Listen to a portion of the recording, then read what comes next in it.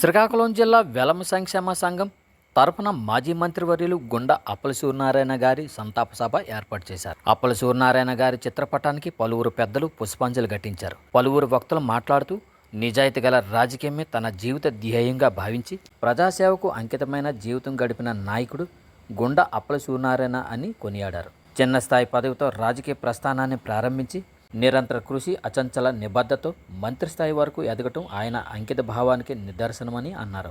అప్పల సూర్యనారాయణ గారి ఆత్మకు శాంతి చేకూరాలని ప్రార్థిస్తూ ఈ విషాదాన్ని తట్టుకునే శక్తిని ఆయన కుటుంబ సభ్యులకు భగవంతుడు ప్రసాదించాలని ఆకాంక్షించారు.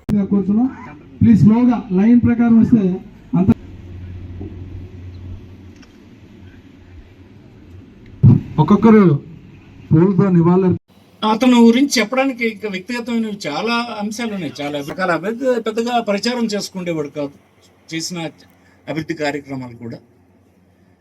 నాతోటి ఒక్క సంఘటన జరిగింది, నాకు అది కొద్దిగా బాధ అనిపించింది. లాస్ట్ మినిట్లో మా చిన్నాన్న అప్పన్నాన్నకి మరికొంతమందికి నేను చెప్పాను, సూర్యనారాయణ గారికి ఆరోగ్యం బాగులేదు, అతను మంచం పట్టేశాడు, బెడ్రూమ్లోంచి రావడం లేదని లక్ష్మి చెప్పింది.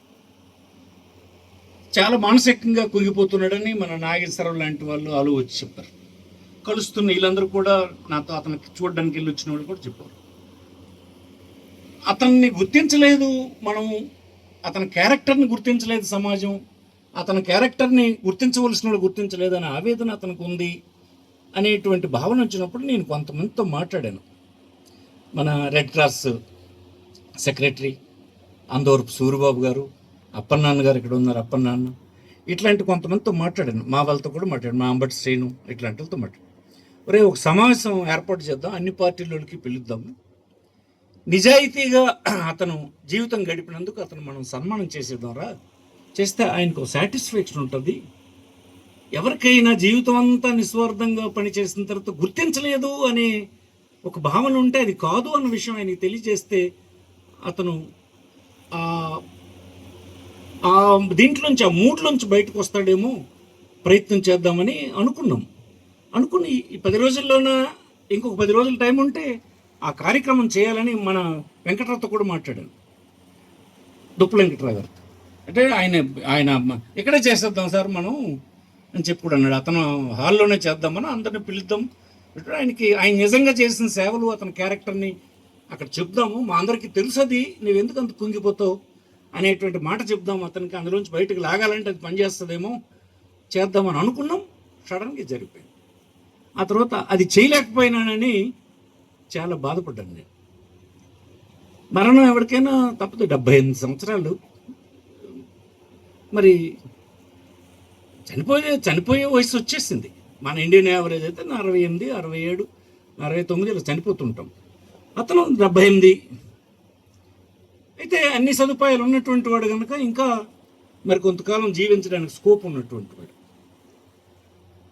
వాళ్ళ అబ్బాయిలు వాళ్ళందరూ వచ్చారు మొన్న, అమెరికా వెళ్ళిపోయిన తర్వాత మళ్ళీ మాట్లాడాడు, అబ్బాయి కూడా మాట్లాడాడు, మామయ్యలాగా నీకు కలవలేకపోయినా మళ్ళీ ఈసారి వచ్చి కలుస్తాను. మనందరికీ ఏముంది పెద్ద, ఎప్పుడైనా అవకాశం వస్తే వాళ్ళకి ఏదైనా సాయం చేయడానికి అవకాశం ఉంటే ఎవరికి ఏ పద్ధతిలో రీచ్ అవుతుంది. పార్టీలు ఉంటాయి, ఐడియాలజీస్ ఉంటాయి, స్థానికమైన సమస్యలు ఉంటాయి, అన్నిటి దీంట్లో ఎవరికైనా సాయం వస్తే ఆ కుటుంబానికి కూడా సాయం అందించడానికి అర్హులైనటువంటి పిల్లలు ఆ ఇంట్లో ఉన్నారు. ఒకవేళ ఇదే కానీ గౌరవం అనుకుంటే ప్రతినిధులుగా తయారు చేద్దామని అంటే ఎవడైనా వస్తే తయారు చేయడానికి కూడా ఏం అభ్యంతరం లేదు. ఎవడోడు కావాలి కదా, చిన్న విషయం ఏం కాదు కదా ఇది. ఈవేళ రాజకీయాల్లో ఉండాలంటే చాలా కష్టం కూడా, అందరికీ సాధ్యమయ్యేది కాదు. ఇవెటో వెళ్ళిపోయినాయి, అలాగలాగా వెళ్ళిపోయినాయి, భ్రమంలో ఉన్నారు అందరూ.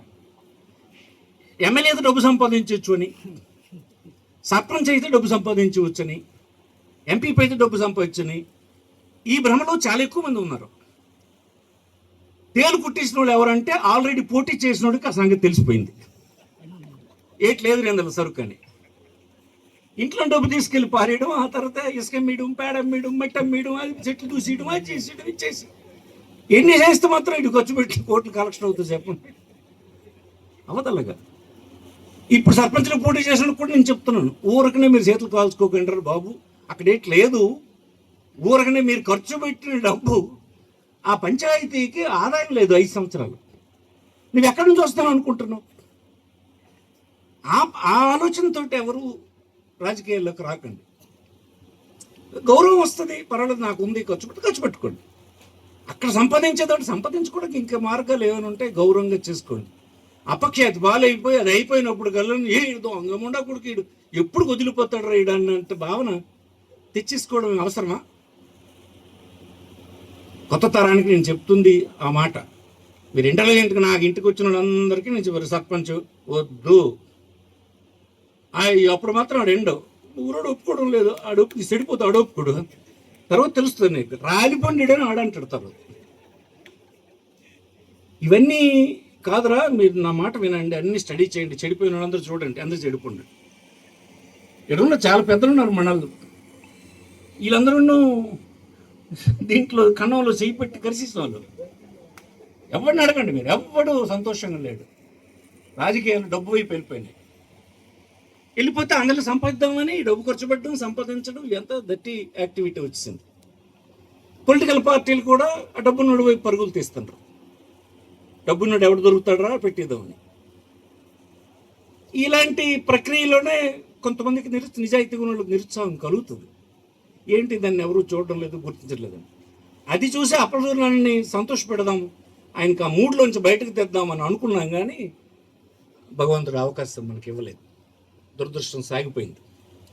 సో వీరు సంఘం ప్రతిపాదించినటువంటి తీర్మానాన్ని నేను పూర్తిగా సమర్థిస్తున్నాను. వారి ఆత్మకు శాంతి చేకూరాలని భగవంతుడిని కోరుతున్నాను. మీరు చెప్పినట్టుగా కుటుంబానికి సానుభూతిని తెలియజేద్దాం. సందర్భం వచ్చినప్పుడు ఎప్పుడైనా అవకాశం వస్తే వాళ్ళ పట్ల ఉన్నటువంటి ప్రేమకు ఎక్కడైనా చేయూత అందించే కార్యక్రమం ఎప్పుడు వీలైతే, ఎలా వీలైతే, సాధ్యమైనప్పుడు మన క్యారెక్టర్ పోకుండా ఉండేటట్టుగా చేయడానికి సాయం వచ్చినప్పుడు తప్పకుండా చేయడానికి నేను కూడా వారి కుటుంబంతో ఉంటామని ఈ సందర్భంగా మనం చేస్తూ, మా నాన్నకి గుండు సింహనారాయణ, అప్పల సూర్యనారాయణ తండ్రి ఇద్దరు ఫ్రెండ్స్.